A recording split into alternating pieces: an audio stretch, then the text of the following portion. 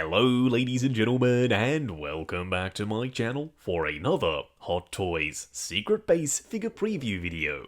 Now before we begin, as always, I have to say a huge thank you to Ryan Kirkwood for going out in person and snapping these glorious high-res pictures. Show Ryan some love in the comment section down below, cause without him, this series quite literally wouldn't be possible.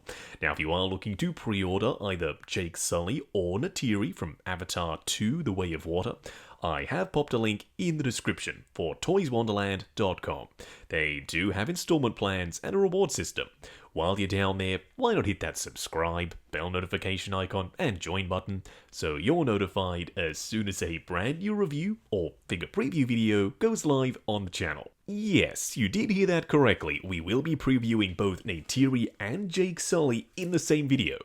Cause why the hell not? Let's be honest, you're not going to get one without the other. So, starting off with the former, Hot Toys, thank you. The first time we got Avatar figures all the way back in 2012 with Jake Sully from the first movie, we only got Jake Sully. And that made a lot of people very unhappy.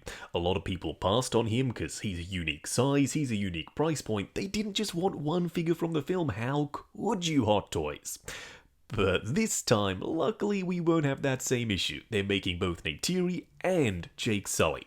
There are multiple versions of both of them, and the difference is, simply put, just the display base. We either get this one, which is a deluxe display base, which I genuinely like the look of. It's got this very watery theme with the coral, the various flora on Pandora, and apparently there's an LED light-up feature as well. The standard base is still more than serviceable, but it is a little bit bigger. This is taller thanks to the trees, but it's entirely up to you. If you want to go with diorama, this will match better with the Avatar 1 Jake Sully, but if you don't, the standard base will work just as well. It's the same one we're used to. We got it with both Venom and Thanos. They're big figures, as is Neytiri. Now, unfortunately, this is a new body. That's not the unfortunate part. The real issue is it's a fully jointed body. Why did they not go seamless? I don't know. I mean, these Na'vi, they're pretty much unclothed. They're not fully nude, so YouTube, please don't demonetize me, but you can see a lot of skin. So that means when you go with a jointed body, you can see all those joints. They are fully there, they're on display. As compared to normal figures, they're wearing clothing, you can hide it all. With Avatar figures, yeah, no, you can see everything. So I personally would have preferred either going one of two ways. The first is having the sculpted option and having switch outs with pre-posed limbs, so you can skip the joints altogether, but you don't have to worry about rubbery plastic. Or the second is straight up going seamless, then it's a non-issue. You get the posability, but if you want to have them just standing there, they're completely seamless, they look way more accurate to what we've seen on screen. Whereas with these, some people, they're saying, no, Hot Toys, these look like big honkin' Mattel figures. I think that's a little bit harsh, because the skin texture and paint applications and detail on the outfit and the head sculpts, it's all next level. The only thing that does let them down is, of course, those bodies. Are they a deal breaker? Well, that's going to be up to you. Alright, moving on to the real star of the show. Not the Banshee, the head sculpt. This looks like Neytiri through and through. I love the hair, I love the headdress, the skin texture, the paint applications, the eyes, the expression. It's all ticks from me. Now, I still would have loved a second head sculpt with a more fierce expression. We see her do that a lot in the movie. But this one still gets the job done. Do I see any Zoe Saldana likeness? Maybe a little, but it's still an Avatar head sculpt. It's blue, there's the dots and the markings, the big yellow eyes, so even though I can see a little bit of Zoe, it's still 100% Neytiri. Does the head sculpt do enough heavy lifting to save this figure? Well, for me, I think so. I don't hate the sculpted joints as much as a lot of people, but there were definitely other options on the table. Now, Hot Toys, you see, they were pretty clever. They knew the sculpted joints would be an issue, so to try and mitigate that issue, they decided, hey, we want to have this big showstopper on display to get people to stop talking about the joints. Let's make the Banshee. Will this thing ever go up for pre-order? I don't know, but On display, it is insane. It is enormous. I mean, just consider that these Avatar figures are almost 14 inches tall, or maybe even taller, so that should just tell you how big the Banshee are. I mean, they look good, they're well painted, they are mid-flight with the stand literally plugged into their belly, but I don't know. I don't think they're gonna happen. How big would these be? Do people have space for them? How expensive are they going to be? There are so many questions here. So, without answering any of them, let's move on to Jake Sully. He has a completely different Banshee, and its mouth is wide open. Is this Toruk Makto? I don't know. You'll have to let me know down below. I love the way they look and the fact that the poses are different on the Banshee, but once again, I wouldn't be surprised if these never happen. It's just Hot Toys being a little bit sneaky so that you don't focus as much on the sculpted joints. One of the issues with the sculpted joints that I haven't touched on yet is the single jointed elbows. For Jake Sully, not a massive issue because he can just do his gun holding poses no problem, but for Neytiri it's a bit of a bigger one, because she comes with a bow and arrow. And if you've ever tried to pose someone with a bow and arrow with single sculpted joints, yeah, it ain't gonna happen. So who knows, maybe they'll make some adjustments and changes based on feedback, but I doubt it. For Jake Sully, his base is different compared to Neytiri, which is a good thing. I like individual sculpts for bases for characters in the same line. The last thing you want is to spend more on the deluxe for Neytiri and Jake Sully and get the same base twice. There is a hole around the back, by the way, for a clear flight ball, just like the original Jake Sully.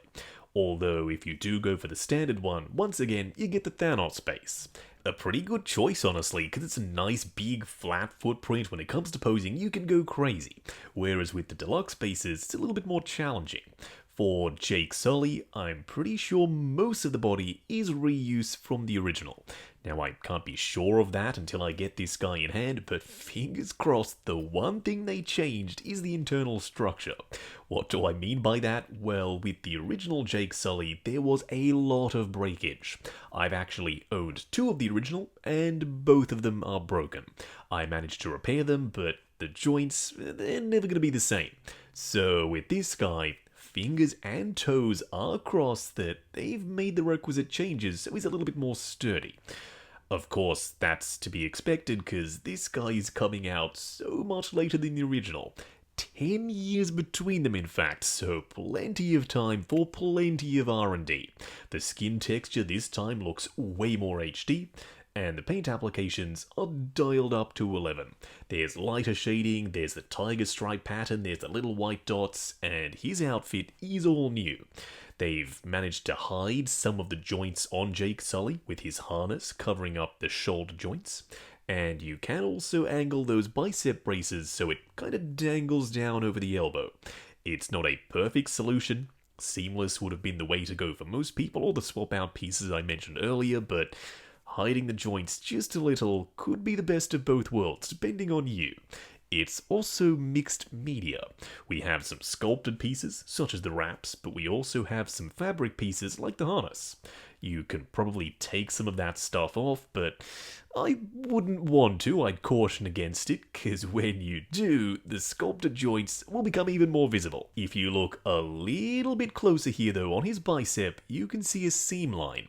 I am hoping that gets cleaned up for the final. I'm gonna say it once more. We'll have to wait and see when this guy eventually comes out. He does come with a full array of accessories, tomahawk, switchable hands, and a knife, just like the original one came with. Plus, this sick looking rifle. I love the sculpt of this. It kind of looks organic, but futuristic and militaristic all at the same time.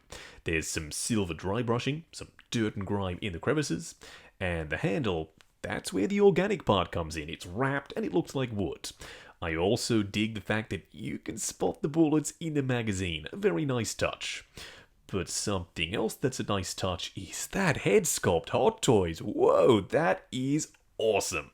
It looks like they kind of took everything they had with the original Jake Sully and threw it out the window. This is way better. The skin texture is super fine, much more than the Avatar 1 version. I like the hair, it's fully sculpted this time instead of being mixed media, so the braids are sculpted together. as compared to only being sculpted up top and rooted down below. Now, that may sound like a step back to some people, including me when I first saw this, but now that I think about it, this is going to be so much more manageable. Out of the box, the hairstyle is going to be perfect, you're not going to have to contend with braids going everywhere, so for me, this head sculpt is the winner. Up top, his hair is also a little bit wider as compared to the 1.0. So, now that we're nearing the end of this figure preview video, how do I feel? Well, I kind of have mixed feelings. I like certain things about these figures, but there also kind of doesn't feel like there's a 10-year gap between the Avatar 1 version and this one. Now, I would have expected seamless, I would have expected swap out limbs if you're not going to do seamless, and maybe multiple head sculpts, but they kept it pretty basic. Now, with Neytiri, I understand. It's a brand new body, you want to put all of your budget into the body to make sure the proportions are good and the skin tone and the texture is all dialed up to 11. But with Jake Sully, all of the body parts look to be reuse, so they could have gone a little bit further, at least for him. Especially if you're offering a deluxe version. So, will I be getting these? Hell yes, I'll be getting these. I loved Avatar 2, so I am all the way in. If they make more characters from the film, yeah, I'm gonna go even further. So we'll have to wait and see. If these sell well, that will be a huge vote of confidence for Hot Toys to make the rest of the family. As for the Banshee, I don't think it's going to happen, but I have been wrong before.